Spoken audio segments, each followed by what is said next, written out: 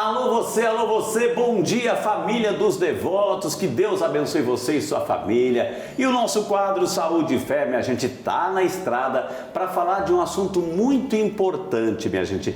É uma doença genética hereditária que interfere no processo de coagulação do sangue, fazendo com que muitas vezes haja esses sangramentos prolongados, minha gente. Estima-se que no mundo mais de 400 mil casos, só aqui no Brasil quase 14 mil registros. É mais recorrente nos homens, minha gente, no nascimento dos meninos. E para entender sobre hemofilia, que é o tema de hoje, estamos recebendo ela que é médica hematologista, a doutora Mayumi Nagazone Vasconcelos. Doutora, bom dia, bem-vinda. Obrigada. Obrigado por nos receber nesse consultório aqui, doutora. Obrigado por receber a equipe do Saúde e Fé, doutora.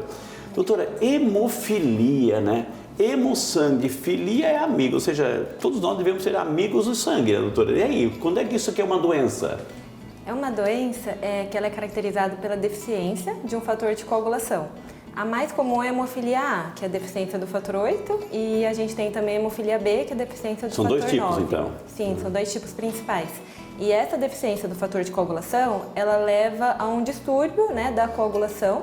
E aí, como você disse, o paciente tem sangramentos prolongados, tem alguns tipos de sangramento mais graves que o normal. Ok. E ela é mais comum em homens, realmente. Ô, doutora, a gente sabe que dentro do processo aí cardíaco, etc., muitas pessoas têm que fazer o uso de algum medicamento, né, antiagregantes plaquetários, esse é o famoso afinador de sangue. Se não usar isso, ou seja, né, pode criar quadro de trombose, né, enfim, e evitar o sangramento. Gente, tem a ver com isso ou não? O tipo de sangue tem a ver com isso? Na verdade, essas doenças, né, da coagulação, elas como facilitam sangramentos, então esses pacientes eles têm contraindicação de usar certos medicamentos. Tá. E o antiagregante plaquetário é um deles. Então a gente usa em casos muito específicos, na maioria das vezes a gente contraindica, tanto anti-inflamatórios quanto antiagregantes, anticoagulantes. Porque esses medicamentos também aumentam o risco de sangramento, né? Okay. Então aí, no caso desses pacientes, o risco aumenta ainda mais. Doutora Mayumi, o fato assim de você ter esse quadro de sangramento, esse sangramento ele pode ser interno e também externo, doutora? Sim, principalmente pele. Então a gente vê petequias, que são aqueles pontinhos avermelhados, a gente pode ver equimoses, que são as manchas arroxeadas, ou hematomas, que são aquelas manchas arroxeadas mais elevadas, né?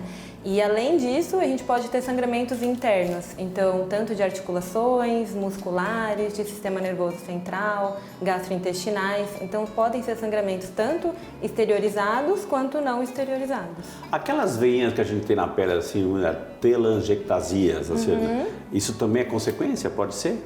Não. Ou é outro problema? Aí seriam outros problemas mais vasculares, exatamente. Sim. É que um paciente que já tem a hemofilia, né, se ele tiver outros fatores de risco, por exemplo, vasculares, ele pode ter um sangramento maior. Entendi. Mas são doenças diferentes. Agora, o fato de ser uma doença no sangue, doutora, e é genético, hereditário, a pessoa tem que conviver com isso. Como é que se manifesta? Como é que eu sei que eu estou com uma doença no meu sangue? É um hemograma que eu faço que me acusa, doutora? Não, na verdade, a maioria dos casos são congênitos, então são desde o nascimento, e aí são esses casos que são genéticos, hereditários, né, que passam de pais para filhos. Mas no caso da hemofilia também existe um tipo que é adquirida, e aí o paciente pode ter essa doença na vida adulta, na vida, né, idosa. Nesses casos de crianças, que são os principais, então desde o nascimento o paciente pode ter tanto manchas na pele quanto outros sangramentos. E a principal idade é quando começa a engatinhar. Então quando ele começa a engatinhar ou andar, ele acaba usando mais as articulações, tendo mais traumas, e aí é nessa idade que a gente vai perceber. É um diagnóstico específico, é um exame específico que é feito, doutora? Sim, é a dosagem do fator. Então a gente vê pelo exame de triagem de coagulação, que é o TTPA, que é o tempo de tromboplastina parcial ativada, é um exame de triagem de coagulação muito usado, e ele acaba sendo aumentado, ele é prolongado, que a gente chama. E nessa investigação do TTPA, a gente dosa os fatores de coagulação, o 8 e o 9, e aí um deles vem embaixo, fechando o diagnóstico. Por se tratar de criança, isso já é pedido praticamente no nascimento da criança? Como é que é? Ou como é que uma mãe vai saber, um pai vai saber que essa criança é hemofílica? A gente tem vários graus, depende da gravidade. Então, se for um paciente com hemofilia grave, moderada a grave, ele vai ter essas manifestações, principalmente ali até 1, 2 anos de idade. Então, a gente vai ver pela pele, principalmente, ou por inchaço de articulações, que é a hemartrose, né? Entendi. O sangramento dentro da articulação, ele não é exteriorizado, não é visível, mas a gente vê um inchaço, a gente vê uma vermelhidão, uma dor no local. E aí levanta essa suspeita, né, de ter uma inflamação, algum sangramento dentro dela. E nesse momento que aí tem que ser feita a investigação, mas ao nascimento dificilmente vai ter um sangramento aparente. O fato o conceito diz que é uma doença genética hereditária, portanto, a pessoa tem que conviver com isso, a tendência a ter sangramento o resto da vida? Sim. Mas hoje em dia, com o tratamento, a qualidade de vida melhorou muito. Então, antigamente, né, o tratamento era totalmente diferente, era feito com transfusão de sangue, e aí o paciente realmente ele tinha muitas complicações, muitos sangramentos e precisava tratar. Hoje em dia, com o tratamento atual, o paciente previne esses sangramentos. Então, ele convive, mas com muito mais qualidade de vida. Agora, doutor, uma pessoa que vai crescendo, enfim, descoberto lá na infância, mais prevalente meninos, etc. E vai crescendo, a pessoa lá na frente assim, poxa, uma campanha de doação de sangue. Um hemofílico pode fazer doação de sangue? Não. Não pode? Não pode, por 2 motivos. Um, porque ele pode ter uma complicação na doação de sangue, né? A agulha é bem calibrosa, ela pega um vaso calibroso também, pode ter um sangramento aumentado naquele momento. E segundo, porque o plasma dele é deficiente daquele fator de coagulação. E aquele plasma ele pode ir para um paciente que está tendo um sangramento e não vai ter uma boa eficácia, né? Não vai ter uma melhora. Entendi. Então, por esses 2 motivos, é contraindicado. Quando a gente tem um cortezinho, doutor, assim, uma feridinha, assim, a gente sabe que todo o nosso organismo vai trabalhar para estancar aquela ferida. E uma delas é os elementos do sangue chamados plaquetas, né? Plaquetas que vão atuar lá. Enfim, um hemofílico, uma pessoa assim que tem sangramento, essa facilidade de sangramento, as plaquetas também estão em baixa, doutor? Como é que é? Não, o hemograma é normal, então tanto a parte de anemia, que é a hemoglobina, a parte dos leucócitos, que é da defesa, e a plaqueta, que é a parte de coagulação, é normal. É uma outra parte da coagulação que está afetada, que é a dos fatores de coagulação, mas a plaqueta é totalmente normal, tanto a contagem quanto a função. A função dela é de estancar o sanguinho lá, né? Sim, é que é uma outra parte da coagulação que é muito importante também, então por isso que tem essas complicações. Agora, o tratamento em si é controle, é controle para prevenir quadros de sangramento, doutora. Dá para prever isso, doutora? Sim, pacientes que têm hemofilia moderada a grave, eles têm muita complicação, têm muito sangramento. Então, esses pacientes, a gente determina que eles precisam fazer um tratamento preventivo e não de só curar aquele sangramento. Esse tratamento preventivo, na maioria das vezes, até hoje, é um tratamento de reposição. Então, a gente vai usar esse fator de coagulação que está deficiente. No caso da hemofilia A, a gente usa o fator 8 e no caso da hemofilia B, o fator 9. Entendi. Existem outros tratamentos mais modernos. Anticorpos, existem outros mecanismos, né, de ação, por exemplo, para melhorar a coagulação sem ser repondo aquele fator, mas na prática o que é mais usado é o próprio fator de coagulação que está deficiente. Agora, por exemplo, doutor, assim, a pessoa sente, por exemplo, esse sangramento pode aparecer do nada. Um exemplo concreto. Está lá a criança, a mãe colocou a meiazinha, o tênisinho, etc. Então, quando vai tirar, tem o pezinho está sangrando. Assim. Acontece esse tipo de situações, doutora? Espontaneamente tem menos chance. Okay. O maior risco é aquele paciente, né, principalmente criança, que está ou brincando, correndo e cai, bate em algum lugar, e aí você vê aquele inchaço da articulação ou inchaço do músculo. Então, assim, a principal manifestação é dor, inchaço e vermelhidão. Tá. Esses sangramentos ativos é principalmente quando faz algum procedimento odontológico, algum procedimento cirúrgico, ou no caso, né, de um paciente que tem um trauma na boca, mas é difícil acontecer. Agora, o fato, assim, de a pessoa tá lá, se machucou, tá sangrando, o sangue tá lá...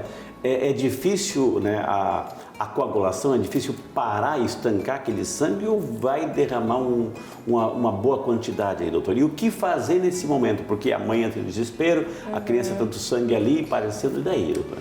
Depende muito assim da gravidade. Então, num paciente que tem uma hemofilia leve, muitas vezes só você comprimir o local, colocar gelo, né? O gelo é a base do tratamento para qualquer paciente hemofílico. A gente coloca o gelo por 15 minutos, né? Esse gelo ele diminui a quantidade de sangue que está indo para o local. Vai, né? E aí acaba melhorando o sangramento. Então, assim, qualquer região do corpo, né, se tiver um sangramento, mesmo interno, por exemplo, no joelho, ou externo, né, exteriorizado, a gente usa o gelo. Em um paciente hemofílico leve, muitas vezes isso vai funcionar, vai ser suficiente. Agora, em um que seja moderado ou grave, aí realmente não. Normalmente precisa de uma reposição de fator. Então, esse mesmo fator que a gente faz preventivamente em alguns pacientes, a gente também faz para tratar. Essa reposição de fator é um remédio, eu imagino que seja um medicamento específico. É um medicamento endovenoso e a gente faz uma frequência dependendo da doença. Então, em hemofílicos A, a gente costuma usar 3 vezes por semana, de forma preventiva. Em hemofílicos B, geralmente 2 vezes por semana. É injeçãozinha, é oral, como é que é? É uma medicação endovenosa em bolos. Então, a gente não dilui em nenhum soro, a gente simplesmente aplica na veia e a própria mãe, o pai, a família aplica e depois que cresce o próprio paciente. É uma medicação fácil de aplicar. A gente sabe, doutora Mayumi, que a gente tem os nossos agentes agressores. É vírus, é bactérias, é fungo, é parasita e por aí vai. Viu? Uma pessoa que é hemofílica, ou seja, ela tem que ter um cuidado redobrado para pegar-se um vírus assim que vai complicando cada vez mais, doutora? A hemofilia, ela não afeta a imunidade. Então, a resposta à infecção vai ser a mesma. Mas a gente sempre orienta o paciente que, se ele precisar de uma internação, aí sim a hemofilia pode atrapalhar um pouco, né? Então, são pacientes que, por exemplo, podem ter um acesso central, né? Ou um acesso venoso que vai sangrar, ou pode precisar de algum procedimento invasivo na internação e aí ele vai sangrar mais que o normal. Então, principalmente em uma internação, a hemofilia pode ser que atrapalhe, mas no dia a dia a hemofilia não prejudica a imunidade. Então, a imunidade como qualquer outra criança, qualquer outro adulto, né? No caso da dengue, aí às vezes é um pensamento diferente, né? Então, assim, junta um outro fator de risco que é a plaquetopenia da dengue, o aumento do risco de sangramento. Então, nesse caso, aí sim, a hemofilia a gente pede para tomar um cuidado a mais, né? Passar o repelente, ter cuidado. Quando é que a hemofilia, doutora, é grave? Quando é que, se for moderada, grave, ou seja, quando é que agrava a situação da saúde do paciente? Depende da dosagem laboratorial. Então, a quantidade do fator que essa pessoa tem. A gente coloca menos que 1% de fator como grave, de 1 a 5 moderado e maior que 5 como leve. Então, dependendo da quantidade de fator, ele vai ter uma manifestação leve, moderada ou grave. E aí, no caso do moderado e grave, eles fazem preventivamente o fator. No caso da leve, não. É só se realmente tiver alguma complicação. Mas assim, quando eu falo de complicação, ou seja, ser hemofílico, claro, né? A gente tem a finitude da vida, isso é para todo mundo. Mas, ou seja, quando é que isso, olha, cuidado, o teu sangue está por um fio aqui. Uma complicação grave de saúde, ou seja, pode matar, né? Ah, sim. Tem algumas complicações mais graves. Por exemplo, sangramento do sistema nervoso central. Então, tem paciente que fica 21 dias, às vezes um mês, precisando fazer fator diariamente para controlar esse sangramento, porque é um sangramento considerado muito grave. E aí, depois disso, ele até fica com uma prevenção para não ter uma reincidência. Tem alguns sangramentos gastrointestinais, que são muito graves também. E os sangramentos articulares, né, dentro da articulação, das juntas, eles não são graves a tal ponto, assim, agudo, mas eles geram muita complicação. Então, a gente fala que um sangramento dentro da articulação, ele lesiona os ossos, as cartilagens. Então, ele pode gerar uma sequela, como se fosse uma artrose em um paciente jovem. Doutor, eu gostaria que a senhora olhasse para as nossas câmeras aqui e desse uma mensagem, principalmente para as famílias. A gente viu que os casos mais recorrentes são os meninos, né? Meninos, assim, né? Por causa do fator, do cromossoma, etc. Então, um alerta para quem está em casa, porque de repente é um tema antigo, mas é sempre novo, ou seja, hemofilia, nunca havia pensado nisso. Então, para quem está em casa, ficar alerta, doutora. A hemofilia é uma doença ainda pouco conhecida, né, por muitas pessoas, por muitos médicos até, de outras especialidades. É uma doença que, graças a Deus, teve um avanço muito grande em termos de tratamento, em termos de diagnóstico.